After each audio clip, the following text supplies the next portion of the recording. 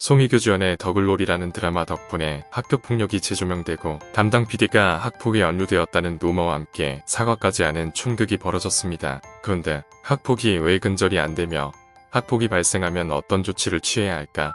그리고 전국의 수많은 학교는 학폭을 왜 숨기려 할까?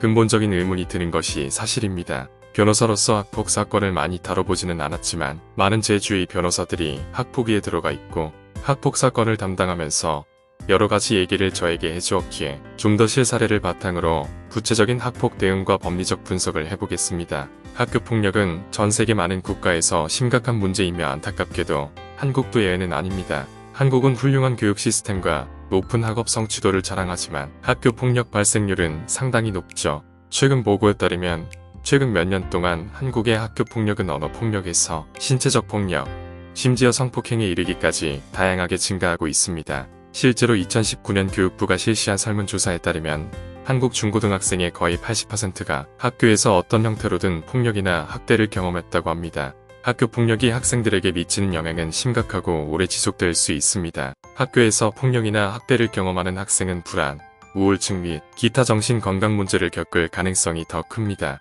그들은 또한 학업적으로 어려움을 겪고 건강한 관계를 형성하는 데 어려움을 겪으며 다양한 신체 건강 문제를 경험할 수 있습니다. 한국에서 학교폭력의 주요 원인 중 하나는 학생들이 학업을 수행하기 위해 직면하는 강한 압력입니다. 한국 사회는 교육과 학업 성취도를 중시하며 이는 학생들에게 건강하지 못하고 스트레스가 많은 환경으로 이어질 수 있습니다. 또한 한국 사회의 위계적 특성은 학생들 사이에서 왕따 및 기타 형태의 폭력으로 이어질 수 있습니다. 한국 정부는 더 엄격한 징계 조치를 시행하고 학생을 위한 상담 및 지원 서비스를 위한 자금을 늘리는 등 학교폭력을 해결하기 위한 조치를 취했으나 많은 전문가들은 학생들이 학업을 수행하기 위해 직면하는 극심한 압력을 포함하여 학교폭력의 근본 원인을 해결하기 위해 더 많은 조치가 필요하다고 주장합니다. 그러면 어떤 조치를 취하고 법적으로는 어떻게 대응을 해야 할까요? 학교폭력의 피해자가 법적으로 대응하는 방법은 다음과 같습니다. 첫째, 경찰 신고입니다. 가해자의 학교폭력 행위가 범죄에 해당한다면 피해자나 그 보호자는 바로 경찰에 신고할 수 있습니다.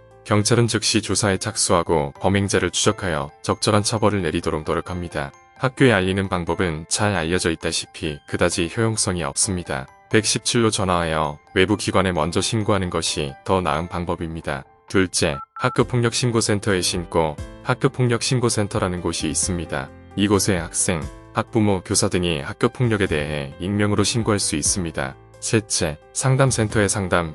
학교폭력으로 인한 정신적인 피해를 입은 피해자는 상담센터를 통해 심리적 지원을 받을 수 있습니다. 상담센터에서는 피해자의 정신적인 안정을 돕고 필요한 경우 전문적인 치료나 상담을 제공합니다. 넷째, 민사소송입니다.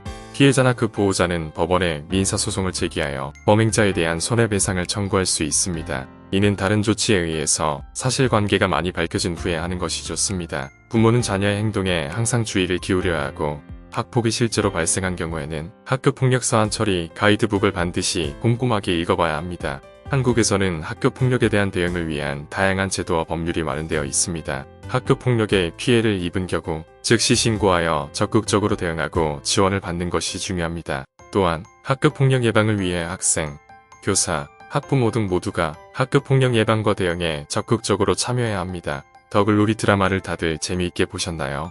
근데 혹시 당신도 학창시절의 학폭 가해자는 아니었을까요? 학교폭력을 당한 피해자는 평생 트라우마로 어렵고 힘든 삶을 살아가지만 가해자는 발 뻗고 누워 자고 떵떵거리고 잘 살고 있죠. 드라마를 보며 재미를 느끼는 것과 동시에 우리 모두가 학창시절에 학폭의 가해자는 아니었을지 학창시절을 되돌아보는 계기가 되었으면 합니다. 오늘 내용이 유익하고 좋았다면 댓글, 좋아요, 구독 부탁드립니다. MZ세대에게 항상 특별한 지식을 전달하고 싶은 컨텐츠였습니다.